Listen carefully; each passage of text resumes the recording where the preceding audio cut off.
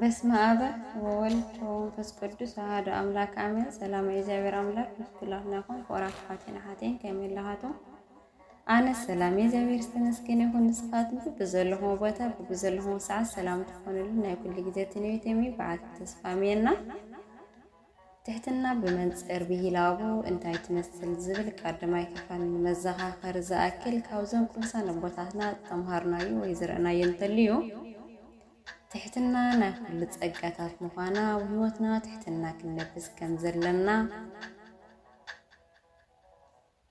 ትሕትና ልብስና ጸጋ እግዚአብሔራት ክንረክብ ከም ንኽእል ብትሕትና ምን እግዚአብሔር ክንረኽቦ ከም ንኽእል ትዕቢት ድማ ሰርፉ ለሓጣት ከም ኮነት ንዛ ትዕቢት ርሒቕና ትሕትና ኣብ ውሽጢ ህይወትና ክንለብሳ ከም ዘለና ካብዞም ቅዱሳን ቦታትና ርኢና ነርና። ትሕትና በመንጽር ብሂላቡ እንታይ ይመስል ዝብል ካልኣይ ክፋል ይቕጽል። መልካም ጊዜ። ትሕትና በመንጽር ብሂላቡ ካልኣይ ክፋል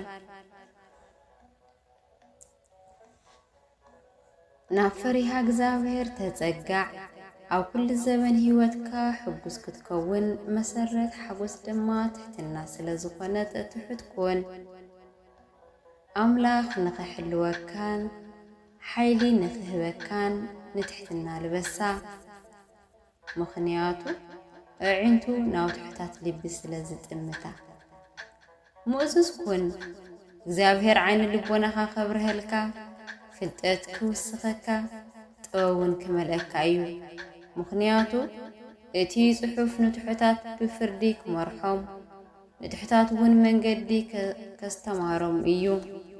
መዝሙረ ዳዊት 25:9 ኣብ ቅድሚ ኣምላክ ክትቆውም ትኽእል ኣብ ኩሉ ስራሕኻ ድማ ሰላም ክበካ እዩ። ሓደ ካህን ኣቦ ከምዚ ይበሉ ትሕትና ዘይብሉ ሰብ ሰይጣን ንምንታይ ኢሉ ክመጾ ኣምላኽ ኣብ ውሽጥና ክነብር እንተኾይኑ ብዘይ ትሕትናን ብዙሕ ድኻምን ጸሎትን ኣይርከብን።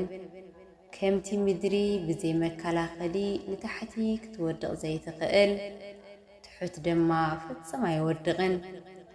ትሕትና እንታይ እያ ምስ ተባሃሉ ሓደ ኣቦ ሕማቕ ንዝገበረካ ይቕረ ምባል ኣብ ኩሉ ድማ ዘይምዝራብ በሉ።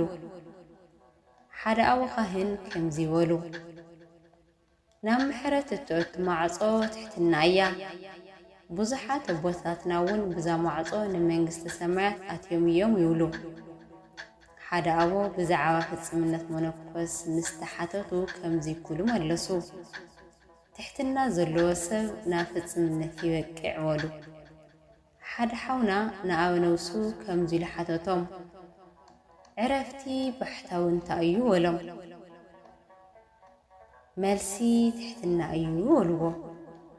ምኽንያቱ ብዘይ ትሕትና ዕረፍቲ የለን። ብመንጸር ትሕት መዋሉ ናብ ዝለዓለ ቅድስና ይበጽሕ። ቅጽል ኣቢሉ ቅድስናኸ ብኸመይ ትርከብ በሎም። መልሲ እታ ነፍሲ ድኽመታታ ፈሊጣ ምስ ተስተኻኽሎ ቅድስና ኣውዚ ይጅምር። ትሕትና ናብ መዓሞቕ ሲኦልኳ እንተውረደት ናብ ሰማያት ክትብል እያ። ትዕቢት ግና ናብ ጠርዚ ሰማያት እንተብጽሐት ናብ ዲቕ ዝበለ ጸልማት ሲኦል ክትወርድ እያ በልዎ። ቅዱስ ኣውሮንዮስ ኩሉ ጊዜ ነፍስኻ ትሕትና ዓድገላ ፈሪሓ እግዚአብሔር ዝርአላ ንቕሓት ጸሎት ኣዘውትረላ ምግቢ ስጋ ውሕደላ ይብሉ። ቅድስቲ ሶዶራ በዝሒ ጸሎት ወይ ጾም ከምቲ ትሕትና ትገብሮ ኣይገብራን እየን። ምኽንያቱ ሓደ ቅዱስ ኣቦ ኣጋንንቲ ዘውፁ ዝነበሩ ብምንታይ ኢኻ ተውፅኦም? ብጾም ድዩ? እቶም ኣጋንንቲ ፍጽም ኣይንበልዕን ኢና ይብሉ። ብበዝሒ ምንቃሕ ጸሎት ድዩ? ድቃት ዝበሃል የብልናን ይብሉ። ንዓለም ራሕሪሕኻ ብምግዳፍ ድዩ?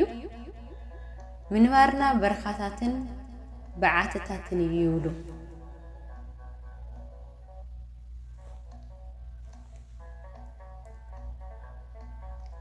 ብምንታይ ደኣ ትወፁ ምስ በሎም ከዓ ካብ ትሕትና ንላዕሊ ዘቆጥዐና የለን ኢሎም መለሱ። ስለዚ ትሕትና ንሓይለ ጋንንቲ ተድክም እያ። ዕንፀይቲ ወይ ከዓ ጣውላ ነንሕድሕዱ ከምቲ ዝኾነ ብዘይ ምስማር ዘይለግብ ከምኡ ድማ ብዘይ ትሕትና ድሕነት ኣይትርከብን። መንፈሳዊ ዕብየት ኣብ ውሽጢ ትሕትና ምስ ንዕቢ ዝበለጸ ዝገለጽ ኣባ ማክሲመስ ትሕትና ኣጽኒዑ ዝሓዘ ኩሉ ጸጋታት ኣጽኒዑ ዝሓዘ እዩ ይብሉ። ኣባ ማርቆስ ይስሐቅ ብዘይ ትሕትና ጉዕዞ ሓደ ምእመናን ኣይፍጽምን። መጽሓፍ ናጽነቱ ብመህተም መንፈስ ቅዱስ ኣይሕተምን። በዚ ማሕተም ዘይተሓተመ ድማ ጉዙእ ስቃይን መንከራን ይኸውን ይብሉ። ንደለይቲ ጽድቂ ብሕስሙን መንከራን ፈተናን ክሓልፉ ዝገደፈ እግዚአብሔር ድኽሞታቶም ንኸለሊ እዩ።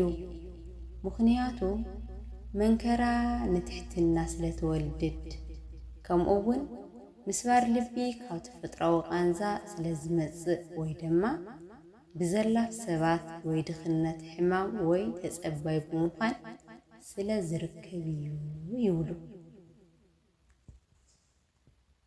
ትሕትና ብመንጸር ቢላቦ እንታይ ይመስል ዝብል ካልኣይ ክፋል ኣብዚ ይዛዘም። ሳልሳይ ክፋል ይቕጽል። ዝወደቐ ዝተረፈ ብኣፈ ቅዱሳን መላእኽቲ ተኣረመለይ። ስብሐት ለእግዚአብሔር ልዑል።